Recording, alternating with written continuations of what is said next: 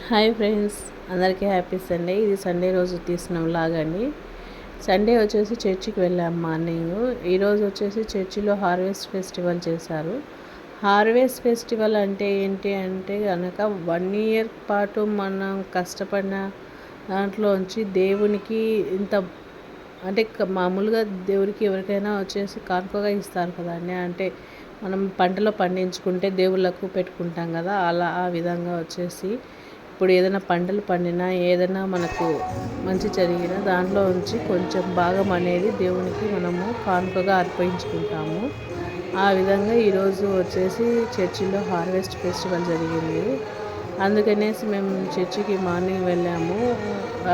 ఆ రోజు జరిగినది ఈరోజు నేను మీకు అప్లోడ్ చేశాను. హార్వెస్ట్ ఫెస్టివల్ చాలా బాగా జరిగిందండి. అంటే మనము సంవత్సరం అంతా పండించిన పంటలో నుంచి దేవునికి ఒక రోజు అనేది మనకు వచ్చిన వాటిలో ఆయన ఆశీర్వదించిన వాటిలో నుంచి మనం ఇస్తున్నది.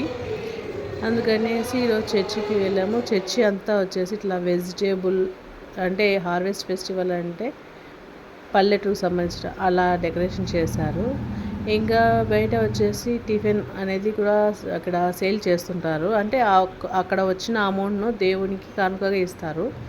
ఇంటి దగ్గర నుంచి చేసుకొని వస్తారండి. చేసుకొచ్చి ఇక్కడ వచ్చిన వాళ్ళకు సేల్ చేస్తారు.